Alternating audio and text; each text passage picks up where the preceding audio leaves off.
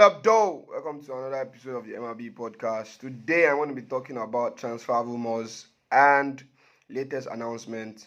First of all, I have to start from the Chelsea finally announcing Mauricio Pochettino as their new manager. I think that's the worst kept secret in football. I think everybody has known that since 6 weeks ago. We are just waiting for the official confirmation, and I'm pleased to tell you to announce to all Chelsea fans that it has been officially confirmed that Mauricio Pochettino is the new Chelsea manager. I'm so excited about the appointment. I think that this is the right manager that fits the structure of the team. This is a right manager that can lead the team. There's a lot of teams that this is a team that has a lot of players that are young players that are already, some are world class, but some they have high potential to be world class. This is a manager that has won titles. Of course, people used to say winning titles in Paris Saint Germain is not is a given, but this is a manager that has proved that he is a world class manager with the job he did at Espanyol, the job he did at Southampton, and the job he did at Tottenham as well. I think he was a manager that actually brought up a lot of young players. His Tottenham team were exceptional. I think they were unlucky not to win the league in 2016 when Leicester won the league.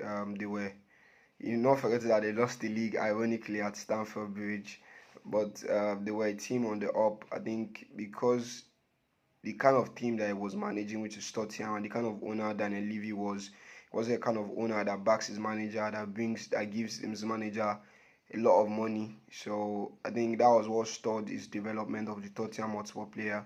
They were focusing on building stadiums, which handicapped them in terms of bringing in players and investing into the squad. But his time in Tottenham was a success. No matter how people tried to turn it against him that he didn't win a title, for me, it was a success. Brought in a lot of quality players, turned them into world-class players, and made them fight for league. People used to forget that they actually got to the Champions League final, but they lost out to a Liverpool team, which I don't think is not a shame. I think he improved the team immensely, and since he has left Tottenham, you could see like the team has been spiraling downwards. They've not been able to reach the heights they got to under him. Now the experience of him managing big players at PSG and managing expectations and managing a team that demands winning titles, I think that will also come in handy for him. I think that will also help him in terms of like his managerial job at Chelsea, because now he's going to be managing a team that has a lot of expectations in terms of the fans, in terms of like the board. They are a team that has always been known for winning, and they always want to win titles. So all in all, I think he has a very important job to do. This is a very big job. I don't think any Chelsea fans are expecting him to hit the ground running just from the jump because of his pedigree, but all kind of improvement and all kind of development is welcome at Chelsea. First of all, he has to clear out a lot of players, at least like minimum of 15 players, maximum of 16 or 17 players from the team deadwoods. He has to clear them.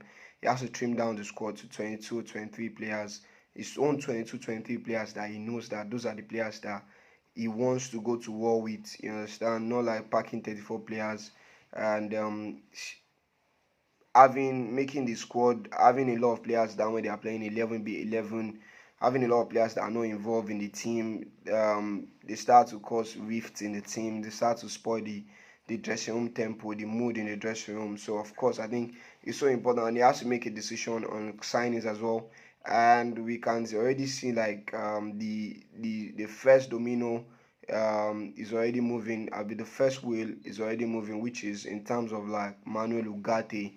Already, Chelsea is already in deep conversations with Sporting Lisbon regarding Manuel Ugarte, fantastic midfielder, defensive midfielder, defensive enforcer, more defensively minded.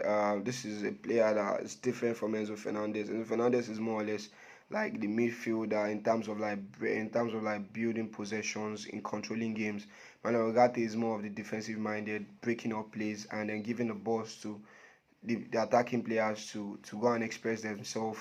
And Chelsea have already agreed to pay to trigger his release clause, but trying to pay in four installments, just like they did with Enzo Fernandez. The deal is right under the way, and Jorge Mendes is the one in charge of the deal, is the one that is negotiating with Chelsea and Sporting Lisbon, and PSG are also interested. I think personal terms has been agreed with Chelsea and Ugarte. I think all is left for now is for Chelsea and Sporting Lisbon to agree on the terms of payment, on how they go about the payment, and the deal will be done. And also Chelsea would are willing to loan Dacho Fofana to them as well, in terms of like for them to help develop the player.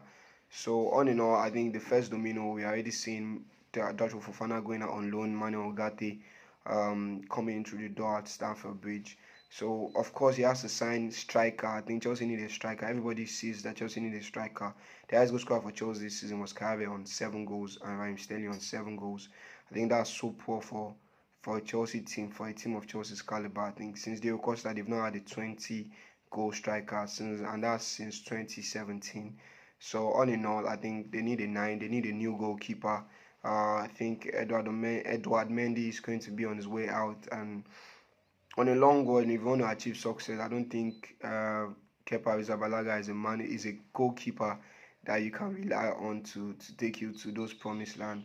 So he has a lot of, but he has a lot of tasks to do from now till the beginning of the season, clearing out the dead woods and bringing up players, trimming the squad, and trying to implement his styles in preseason. So I expect him to go out on the players in preseason. I expect him to make them run a lot. I expect them to try to improve their fitness with his special fitness trainer Jesus Perez, which is his best friend as well, joining the team.